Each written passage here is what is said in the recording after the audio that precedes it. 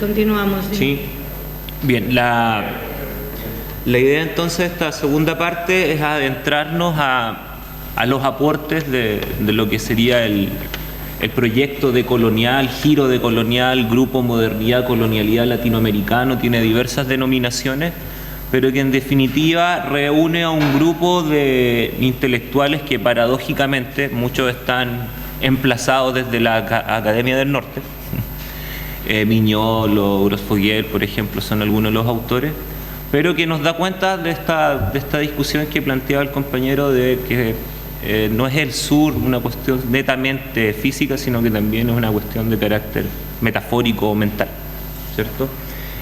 Entonces la idea es hacer un recorrido, lo voy a intentar de hacerlo breve, yo creo que van a quedar muchas cosas fuera, pero de plantear qué elementos yo visualizo del pensamiento decolonial para pensar esta comunicología del sur. Y lo primero es señalar que uno de los elementos centrales que declara el grupo modernidad-colonialidad es la idea de desprendimiento epistémico, ¿sí? Para el grupo voy a hacer quizás un poco de traducción de lo que son las obras más que plantear una perspectiva personal, tienen más bien una dimensión más enciclopédica quizás, pero voy a ir diciendo algunos elementos que están como en el ámbito nuclear de esta propuesta. El desprendimiento epistémico respecto a qué, creo que está de perogrullo, pero tiene que ver con la racionalidad moderna occidental, ¿cierto? Con esta idea de razón moderna impuesta bajo un criterio de racionalidad científica que lee la modernidad como un fenómeno eurocentrado, como un fenómeno que emerge dentro de Europa, ¿cierto? Y para Europa, desconociendo los procesos de expansión que anteceden a esa modernidad ilustrada. ¿Desde dónde toman las bases estos pensadores? Retoman un poco la teoría del sistema mundo de Wallerstein y se dan cuenta que la apertura de la ruta del Atlántico, ¿cierto? Da inicio a un modelo de capitalismo global que se inaugura, dicen los autores, en 1492 con los procesos de conquista, ¿cierto? Eso es lo que señalan los autores.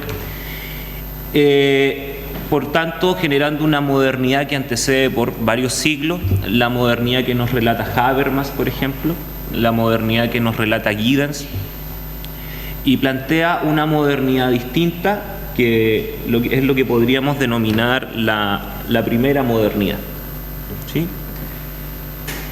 Que, como dice Dussel, este filósofo argentino que reside en México, padre de la filosofía de la liberación latinoamericana, que justamente esta primera modernidad que se inaugura con la conquista y el proceso de colonización da cuenta del proceso originario de la constitución de la subjetividad moderna. Y ahí es donde nosotros podemos retomar esta idea, que no son solamente las categorías construidas por el relato moderno como emancipación, la emancipación de las libertades, de la democracia, de los derechos, sino que está antecediendo a estos relatos una modernidad o una primera modernidad que se inaugura no con el ego cogito cartesiano o el sujeto trascendental que después nos plantea Kant, sino que se diseña a partir de la idea del ego conquiro, del yo conquistador, ¿sí? Y este yo conquistador instala o produce una subjetividad fundada principalmente en la dominación del otro. Dussel tiene un libro que se llama El encubrimiento de América, y en el cual plantea que América no es descubierta, sino que es encubierta, porque señala en el proceso de encuentro, que nunca fue un encuentro, ¿cierto?, señala este autor, lo que se hizo fue proyectar justamente la subjetividad del hombre moderno hacia ese otro que se encuentra, que fue cuestionado principalmente por un tema que dice Quijano, que fue su dimensión racial. Y aquí es donde discutíamos con la profesora Teresa. Hay un dispositivo que se inaugura con la primera modernidad, que es el dispositivo de la racialización, en donde el otro no solamente es cuestionado por temas de creencia, como puede haber sido las luchas imperiales que se dieron en Europa, sino que es cuestionado justamente por su corporalidad, ¿cierto?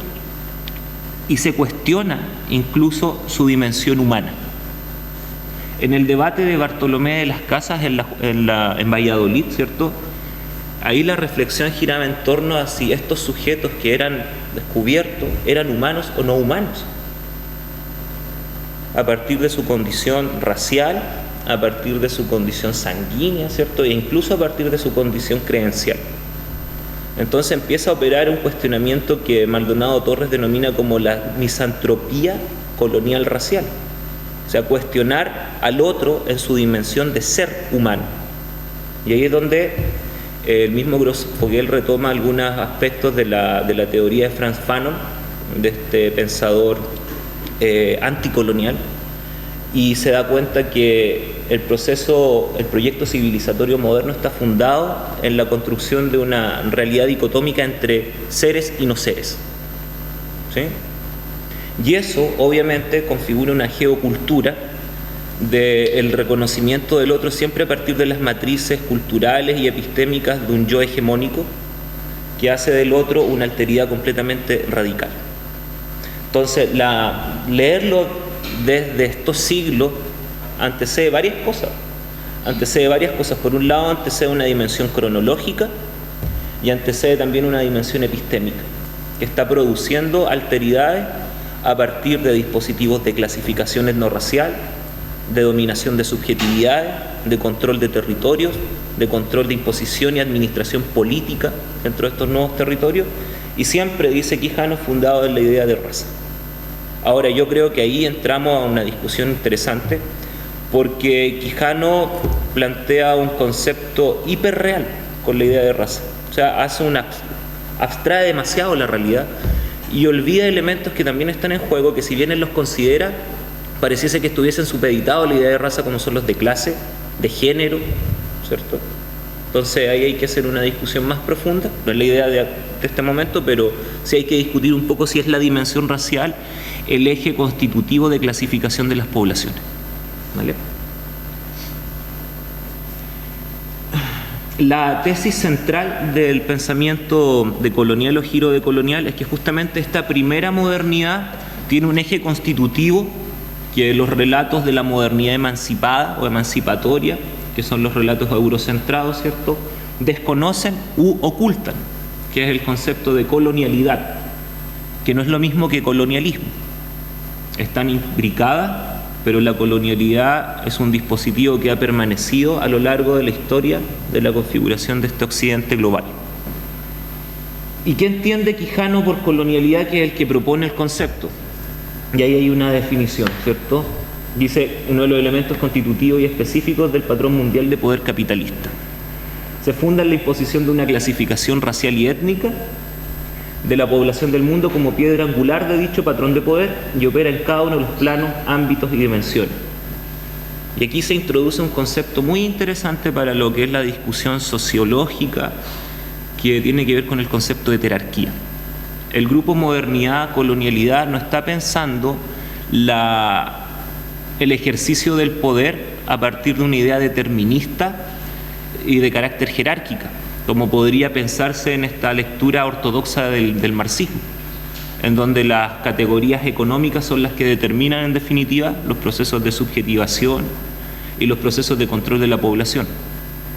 Acá lo que se piensa es que lo que llega a América, ¿cierto?, es la colonialidad como un dispositivo jerárquico en la medida que ese poder se ejerce a nivel de multiescalas, a nivel de redes, a nivel de subjetividad, a nivel de territorio, a nivel de conocimiento, a nivel de género, donde se vive ahí un proceso de doble subalternización, ¿cierto? La mujer que es descubierta no es solamente una mujer racializada, sino que también es una mujer sexualizada, ¿cierto? Y vive un doble proceso de subalternización. Entonces, instala una categoría analítica, a mi modo de ver, esta propuesta de pensamiento que nos permite reconocer varias cosas. Por un lado, el proceso constitutivo de la modernidad dentro de una narrativa más bien necropolítica, ¿cierto?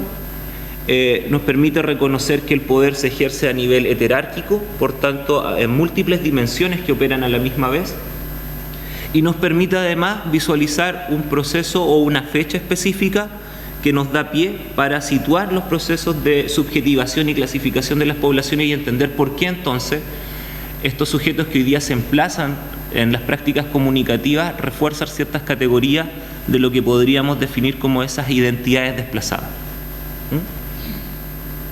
Estoy con las dos cosas.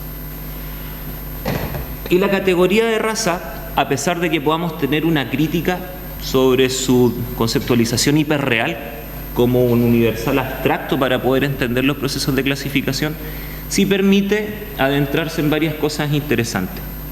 Hace tiempo leía un texto de Stuart Hall que se denomina la raza como significante flotante, ¿cierto?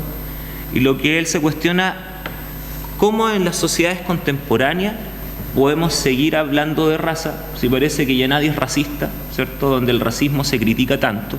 Entonces nadie es racista en este mundo, ¿cierto? Sin embargo, siempre está esa categoría operando en los modos de cómo nos interrelacionamos intersubjetivamente, ¿cierto? Siempre vemos al otro a partir de clasificaciones raciales, etnorraciales, porque la raza permitió, desde esta perspectiva de pensamiento, hacer una configuración de un mundo fragmentado y constituir y construir alteridades radicales. ¿Para qué? Y esto es lo interesante, para autolegitimar esa identidad moderna, occidental, colonial. Configuramos al otro como un alter radicalizado para decir, este es el no sujeto, este es el no sujeto premoderno, ¿cierto?, que no permite el proyecto modernizador, pero justamente para legitimar la identidad del sujeto moderno, blanco, colonial, cristiano, capitalista, ¿cierto? Por tanto, la raza ha funcionado como un dispositivo que permite marcar diferencias para estructurar poblaciones estratificadas y, obviamente, para construir identidades de carácter subalterno. La raza como un dispositivo de subalternización ejemplar a lo largo de la historia, que sigue operando, ¿cierto? Los procesos migratorios lo podemos visualizar fuertemente. Acá en Europa ustedes lo están experimentando, nosotros en Latinoamérica igual. El caso de Chile es una cosa bien particular, con la migración de bolivianos, de peruanos, en donde la raza emerge nuevamente como el dispositivo que configura las relaciones de negociación simbólica entre unos y otros. Perdón. Y les decía que es necesario entender, por tanto, que la colonialidad no es lo mismo que colonialismo y que la decolonialidad no es lo mismo que descolonización. Procesos de descolonización han habido, ¿cierto? La descolonización en Haití, los mismos estados-naciones que se configuran en el siglo XIX a nivel latinoamericano podrían entenderse como procesos de descolonización, que sin embargo se convirtieron en colonialismos internos, como lo conceptualiza Pablo González Casanova, pero refieren justamente a sistemas político-administrativos específicos de una época. ¿Sí? El colonialismo como un sistema administrativo particular, que no es lo mismo que la colonialidad, porque la colonialidad sería esta matriz que se instala a nivel social y que interfiere o que condiciona los modelos de subjetivación que nosotros manejamos en términos de las relaciones con el otro. Y el otro siempre como un sujeto a la dominación. Por tanto, la descolonización tampoco es lo mismo que la decolonialidad, porque la decolonialidad es un proyecto en curso, no es algo que se haya concretado, que tiene que ver justamente con cómo resignificamos nuestras categorías mentales, cómo resignificamos la comprensión de los territorios, cómo resignificamos la comprensión de ser como parte de un mundo pluridiverso. Entonces son dos cosas distintas, relacionadas pero distintas. La descolonización no te asegura un proceso decolonial o un proyecto decolonial. Cuando hablaba de heterarquía, ¿cierto?, lo podemos ver quizá en estos 4 conceptos. La colonialidad opera a nivel de poder, opera en el control de la autoridad, de los regímenes políticos, en el control de la territorialidad. Hay una colonialidad del saber, de la cual ya conversamos, ¿cierto?, una fragmentación de los saberes que se consideran posibles herramientas de construcción de mundo y de comprensión de mundo, mientras otros no son considerados como tal. Hay una colonialidad del ser, que también ya adelantaba esta idea de poner en duda la condición de humano del otro, ¿cierto? Y generar esta dicotomía entre sujetos. Y hay un cuarto elemento que yo encontré revisando la literatura, que es la colonialidad del ver, que se propone en un artículo, Barrientos es el apellido del autor, que hace referencia al régimen escópico, de cómo nosotros vemos al otro, ¿cierto? De cómo nos vemos desde el punto de vista de la alterización. Y esto está muy vinculado a lo que ya hablábamos también con Spivak sobre los mecanismos de constitución del otro, ¿cierto? Y cómo eso genera una representación visual que opera a nivel mediático, a nivel estético, a nivel discursivo incluso, a nivel de textualidades letradas, etc. Entonces, si ustedes se dan cuenta, esta matriz, esta colonialidad, está operando a nivel heterárquico, puesto que acapara la dominación del otro a nivel de una red global de procesos de dominación y clasificación. Epistémica, autoridad, subjetividad e incluso cómo reconocemos al otro como un sujeto construido a partir de los códigos de significación de los múltiples lenguajes con los cuales nosotros habitamos y dialogamos. Miñolo señala que la colonialidad del poder y del ser y del saber, etcétera, genera un proceso que aquí es donde se cuestionan las nociones de hibridación cultural, por ejemplo, que es el concepto de diferencia colonial. Esto es la clasificación de grupos que dan cuenta justamente de procesos de distinción, en donde uno se asume parte de un universo de representación y de subjetividades que se superponen a las identidades y subjetividades de otros individuos. A mí lo que me ha interesado estudiar justamente es cómo estas diferencias coloniales hoy día se expresan desde los mismos grupos subalternizados por la colonialidad y cómo ahí los procesos de reapropiación de elementos culturales propios se posicionan actualmente en los canales de hipermediación. Que eso es lo que vamos a explicar mañana con el proyecto Fondesit que estoy dirigiendo en Chile. Entonces, la colonialidad entonces genera una diferencia colonial, genera una clasificación de sujetos y en esas clasificaciones hay varios procesos de culturación, aculturación, asimilación, etcétera, etcétera, etcétera. Sin embargo, dicen estos autores, hay elementos que son propios de las marcas de identificación de los sujetos que han sido víctimas de la colonialidad y por tanto esos elementos hoy día emergen como saberes, como prácticas, como sentires, como pensamientos que rearticulan o resignifican el horizonte discursivo que se propuso desde la colonialidad. Voy muy rápido quizás, ¿no? Es que hay que llegar al tiempo. Y el giro decolonial, como propuesta epistémica, lo que busca en definitiva es generar un conocimiento situado que reconoce y valora y legitima estos saberes que históricamente han sido desplazados por la colonialidad del poder, estas prácticas de los sujetos subalternos para configurar, como dice Miñolo, un paradigma otro. No es otro paradigma, eso es interesante los juegos de palabras que utilizan, porque no es un paradigma que venga a acumular más conocimiento, sino que justamente a descolonizar el conocimiento existente y configurar una opción ética, política y epistemológica. Por eso habla de paradigma otro. Y ese paradigma otro se configura a partir de la revitalización y el reconocimiento de la diferencia colonial subalterna. Entonces, estamos entrando en un terreno complicado porque, como decía aquí conversando el colega, podemos caer en pensar que es un paradigma que reivindica los esencialismos identitarios, ¿sí? Esos esencialismos identitarios de los sujetos excluidos. Pero no es tan así porque hay un pensamiento de frontera que está operando y el sujeto sí está haciendo procesos de apropiación cultural, de resignificación, pero no eliminando o no obviando aquellas matrices que dan cuenta de esto que yo les decía a partir de Dussel, del carácter de la distinción del individuo, aquellos elementos que orbitan justamente en la esfera de la alterización, ¿sí? En la esfera del otro como otro. Ahora bien, bueno, aquí hay que entrar en más detalles, pero el tiempo no... ¿Qué necesita? ¿Qué cambias? Eso. ¿Cómo esto entenderlo dentro del campo de la comunicología o de la comunicación? Yo sé que pasé rápidamente, pero es justamente apostar por una comunicología que esté en clave decolonial, ¿sí?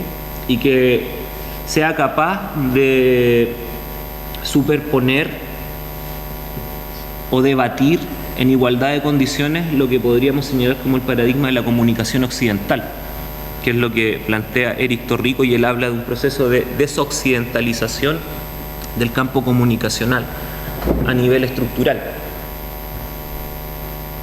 Salirnos de este esquema, como sale la imagen ahí, de la supremacía de los medios como aparatos de regulación de las subjetividades de los individuos, y poder reposicionar a este sujeto subalterno como generador también de sentido, como productor de sentido.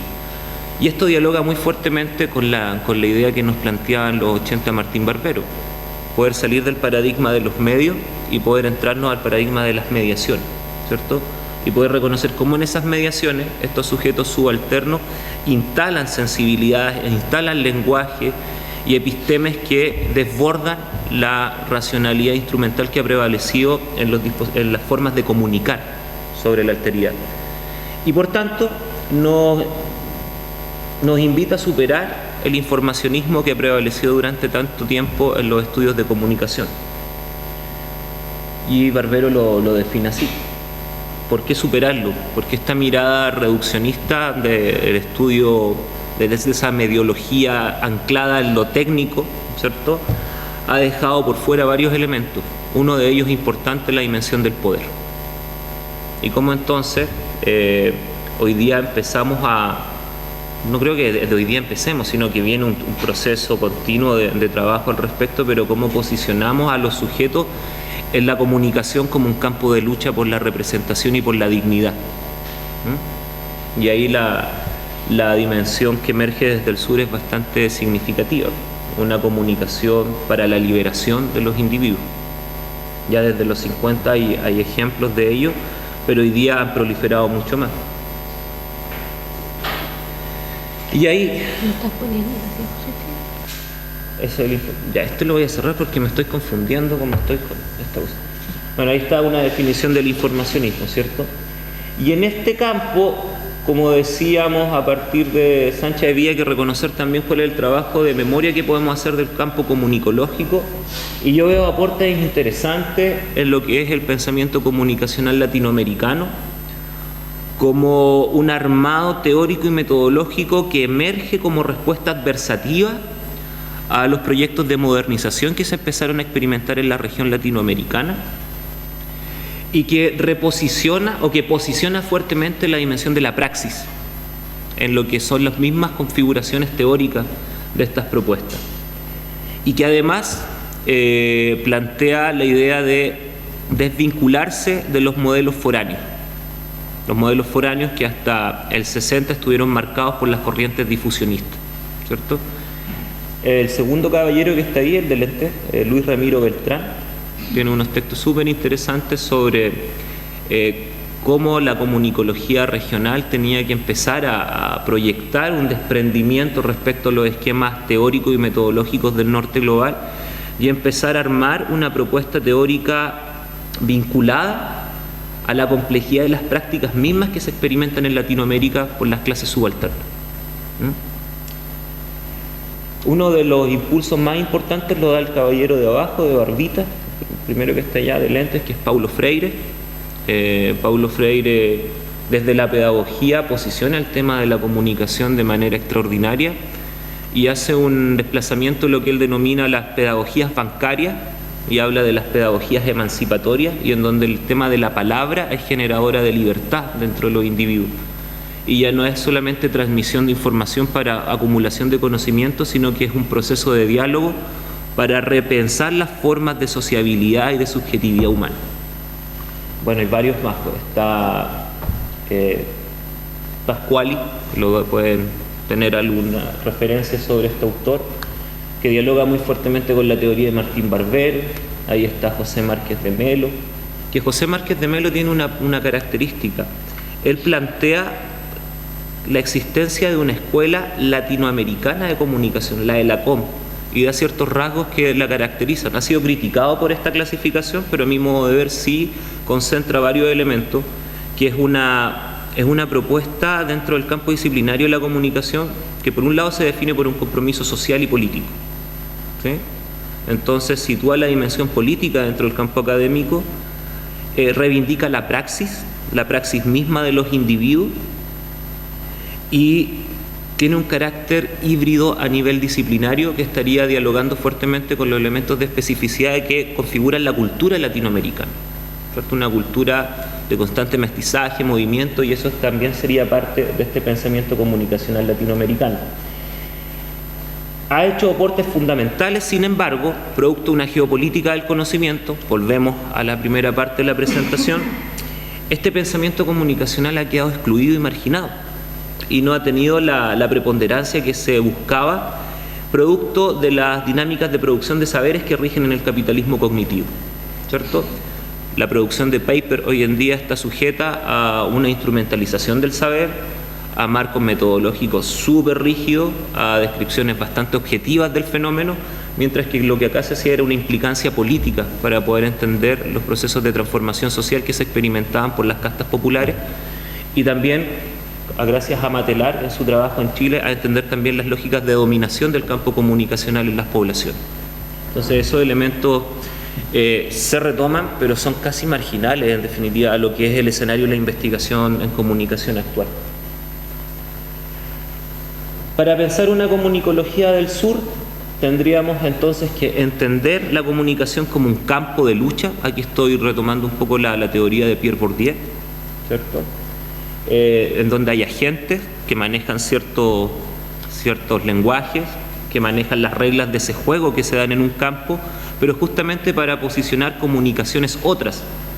Y los invito a leer ahí un artículo que publicamos hace poquito en Chasqui que se llama Emergencia Indígena, Comunicación Otra y Buen Vivir, para ver qué estamos entendiendo por esas comunicaciones otras, que son comunicaciones justamente que desafían el modelo informacional e instrumental de la comunicación occidental, como la denomina Torrico.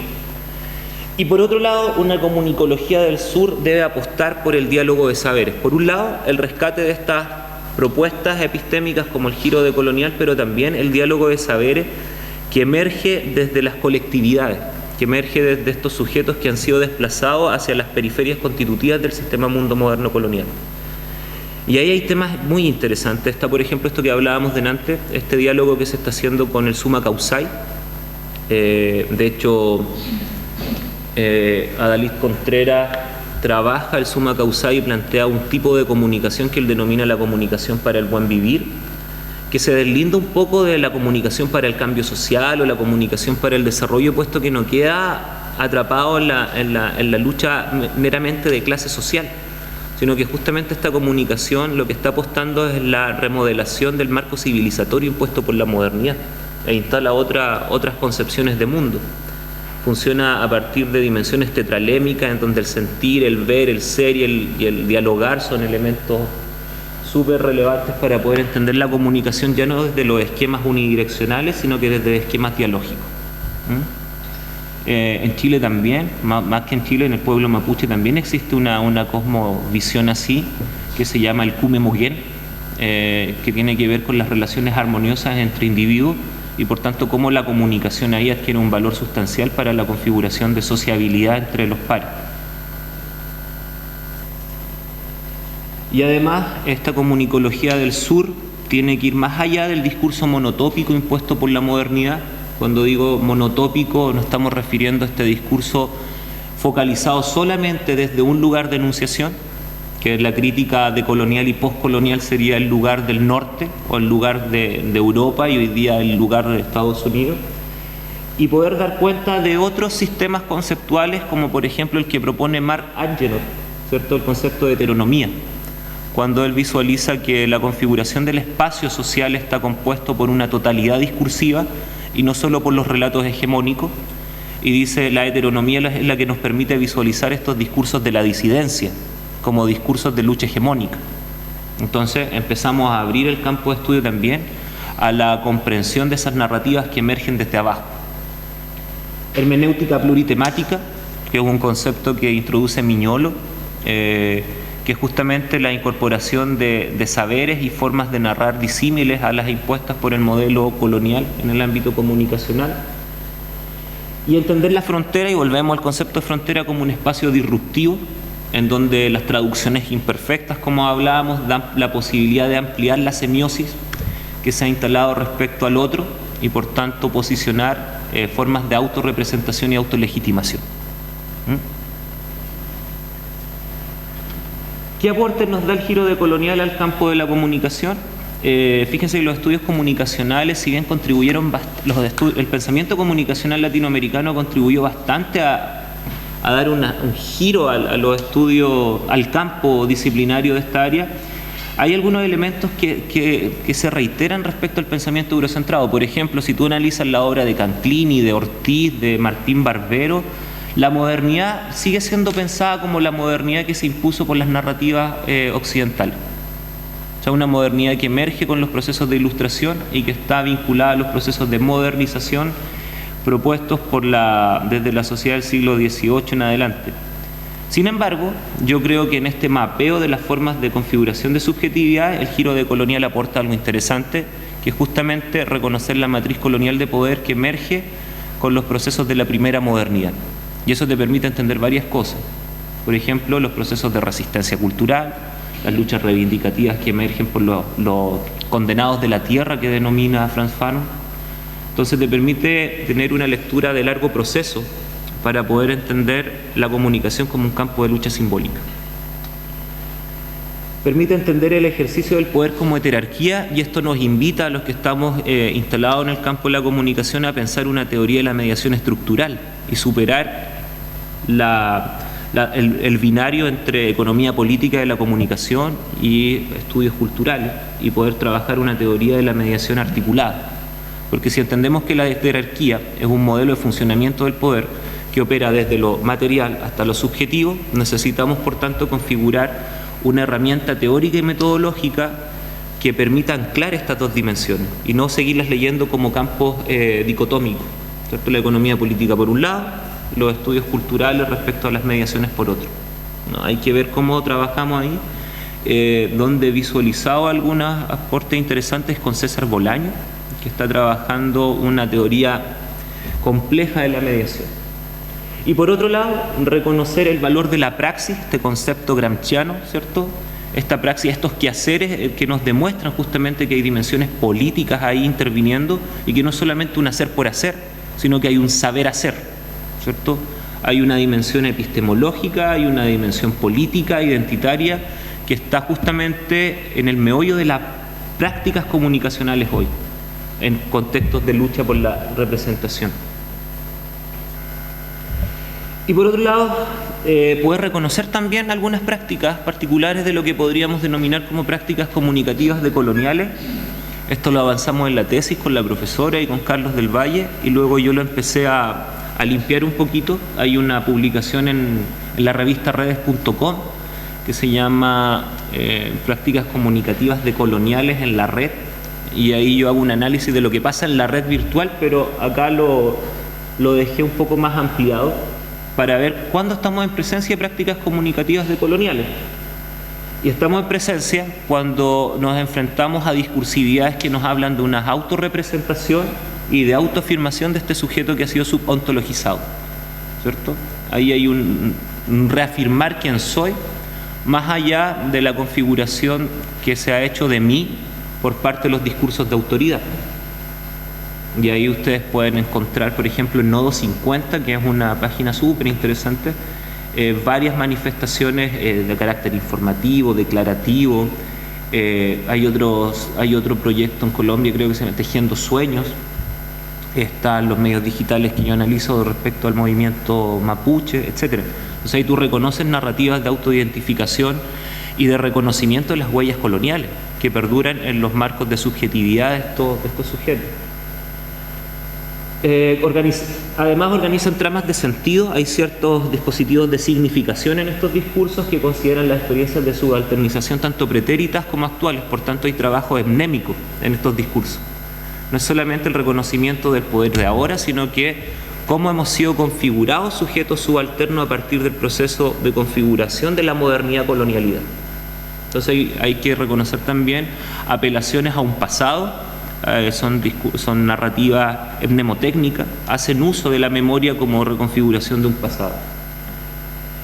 Son parte estratégica estas prácticas comunicativas decoloniales de las luchas que efectúan hoy a nivel estructural lo que podríamos denominar con Fanon los condenados de la tierra. Son una estrategia más de las luchas por la reivindicación de sus pueblos, de sus identidades, etc. Esto es interesante, valorar y defender lo local por sobre las hegemonías nacionales y globales, sin negar la posibilidad de interacción con las mismas, y ahí es donde podríamos instalar este concepto de Bauman, ¿cierto? El concepto de lo local. Desde lo local dialogan con lo global, pero sin anular sus marcos de especificidad. Son las globalizaciones contrahegemónicas de las que habla Boaventura. Y esto igual, defender el derecho a la vida y dignidad de los sujetos por sobre el fetichismo del mercado. Es por tanto entender la producción de discurso vinculado a un proyecto de descolonización que se superpone a esta comunicación instrumental y mercantil. ¿Sí? Y mañana vamos a ver algunos ejemplos de ello, cuando mostremos el proyecto. Pasé rapidísimo, una cosa que había pensado para más tiempo, pero espero que hayan quedado algunos elementos que podamos dialogar ahora. Es que como también empezamos creo que te has marcado, porque ahora son 1:15, bueno, y 10. O sea que a las 12 terminábamos. Sí, pero empezamos más tarde. Bueno, también ahora son 16. ¿Queréis aportar algo ahora o hacer alguna pregunta, alguna reflexión sobre? Nos ha dado muchas referencias, además, muchos autores. ¿Tenéis algo más que preguntar o ponemos el debate mañana cuando nos presente el proyecto? Sí, mañana podemos retomar algunos elementos, el proyecto no abarca tanto tiempo en la presentación. La idea es justamente imbricar lo que vimos hoy día con lo que estamos realizando en la práctica investigativa. Por ahí podemos retomar algunas cosas que hayan quedado. Y también podrían pensar, bueno, si mañana vuelven los mismos que estamos aquí, a partir de lo que hemos oído, plantear algún tipo de pregunta, ¿no? O sea, alguna reflexión también, porque ha sido mucha información de un campo que habitualmente no... sí que se trabajan los autores que citas, ¿no? Pero no con esta perspectiva de decolonialidad, ¿no? De pensamiento decolonial o de giro decolonial, que esto es lo nuevo, ¿no? Entonces, porque claro, aquí tenemos muchas notas para hacer, o sea, no nos interesa qué deseáis hacer. ¿Tenéis alguna pregunta ahora o...?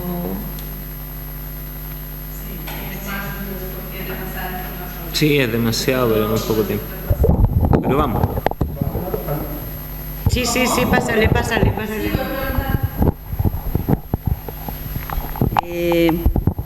No, yo me quedé pensando pues en dos cosas que me han llamado la atención así. Bueno, cuando hablas del concepto de colonialidad, que se funda en la imposición de una clasificación racial y étnica. Y yo me quedé pensando, pues, justo este cuadro, o sea, todo el movimiento negro ahora de Brasil y feminista está haciendo mucho trabajo con este cuadro, que es un cuadro de Debré.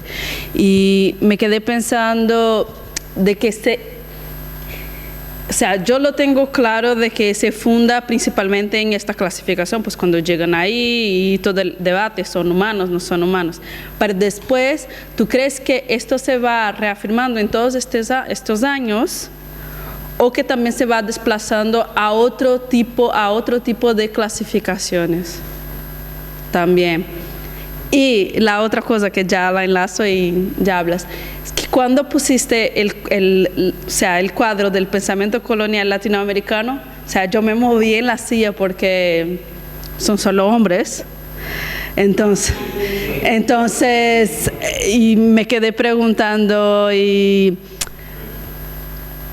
o sea, habría que cuestionar esto también, ¿no? O sea, entonces me quedé preguntándome si en el propio pensamiento de colonial latinoamericano, si seguimos reproduciendo determinados patrones de pensamiento heteronormativos o pues lo que sea. Puesto. Voy a partir por esa última, porque me parece genial la observación, y que era un tema de discusión que teníamos en CIESPAL respecto a los nombres que les dábamos a las cátedras. Justamente obedece a un periodo de la configuración de los estudios comunicacionales en Latinoamérica que fue liderado lamentablemente desde una dimensión muy falocéntrica. Había mucho pensador masculino y las pensadoras, ¿cierto?, que emergen en la comunicología regional son posteriores a lo que Márquez de Melo denomina como Escuela Latinoamericana de Comunicación.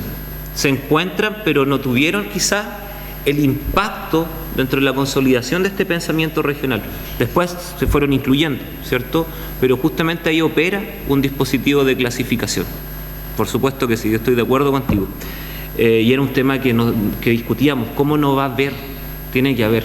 Y claramente, la academia también es una academia construida desde una perspectiva patriarcal. Y sí, estoy de acuerdo, a mí me cuesta, yo quizás no he indagado aún más allá en el reconocimiento de ese periodo, ¿cierto?, que estamos hablando 60, 70, ¿dónde está porque están, de seguro están, dónde está el pensamiento femenino, ¿cierto?, en la comunicología regional?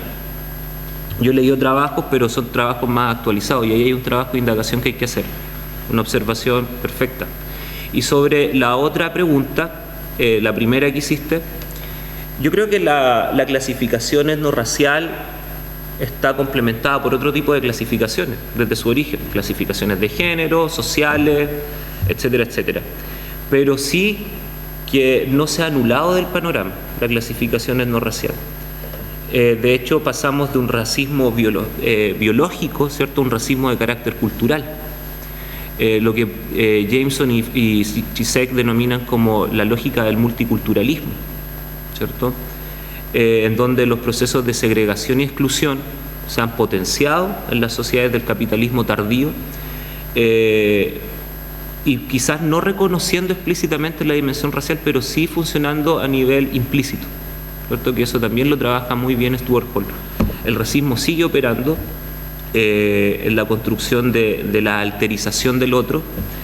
De hecho, las políticas interculturales que se experimentan en Latinoamérica son definidas como interculturalidades funcionales, en donde, por ejemplo, la construcción de relaciones dialógicas con este sujeto subalternizado por su condición étnico-racial siempre son producidas desde arriba, desde los estados, y no se considera cuáles pueden ser los aportes del otro para la configuración de este marco político de interacción cultural, que es lo que Catherine Walsh denomina la posibilidad de construir una interculturalidad crítica, ¿cierto?, que es cómo esa interculturalidad crítica está aportando también, o está siendo pensada también desde los sujetos que han sido excluidos y cuyos proyectos de modificación del marco civilizatorio aún no son considerados.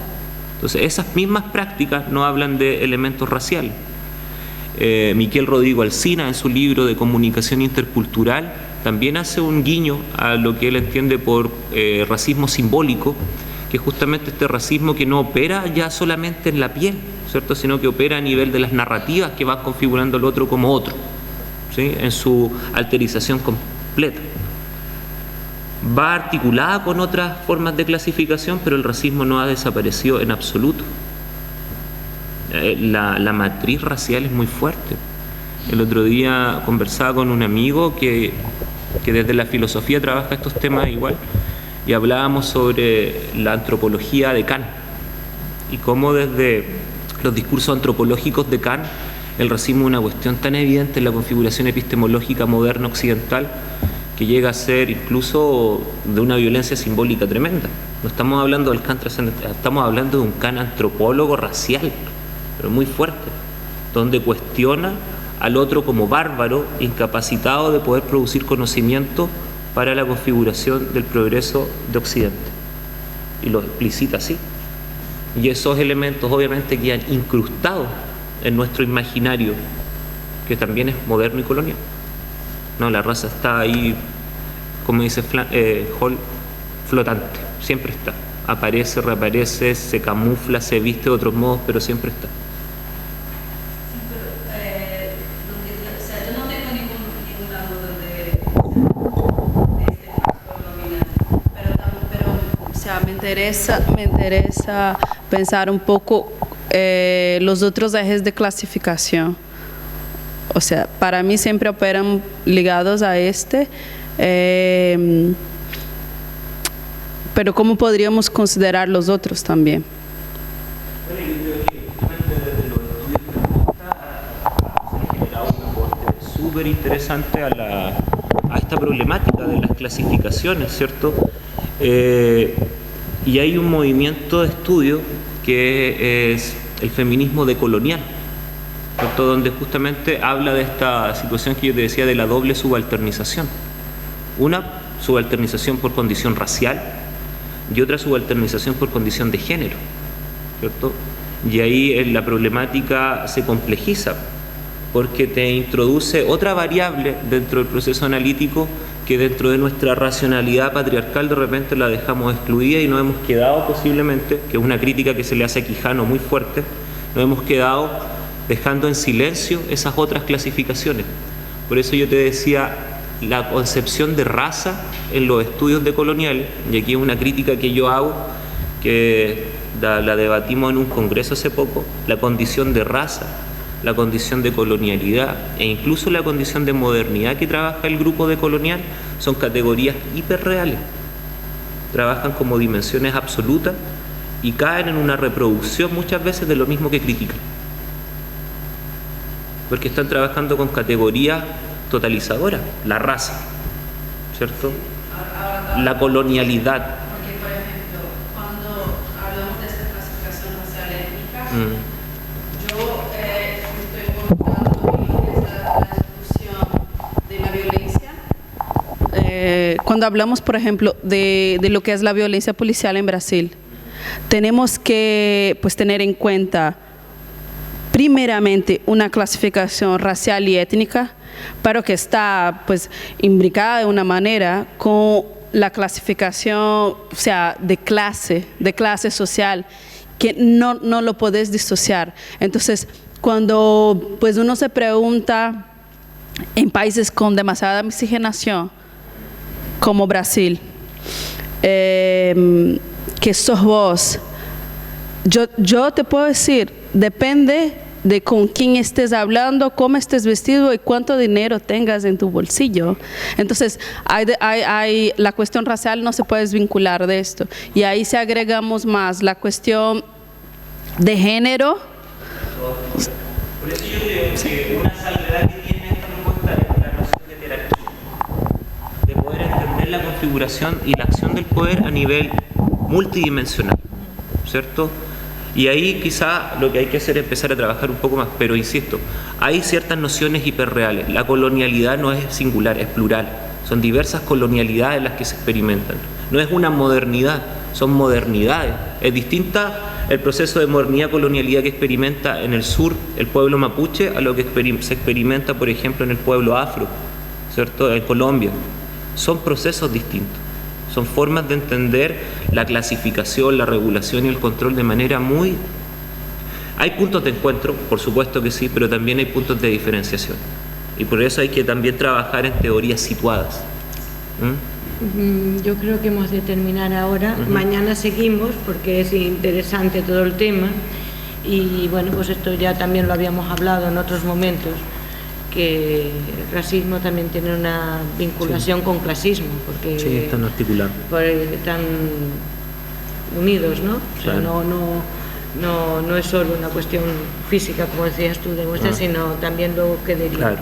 Bueno, entonces, si os parece, nos vemos mañana y mañana será en la sala de juntas, que al lado, frente, y bueno, pensaros un poco si queréis hacer más preguntas o lo que sea para mañana en el final del seminario.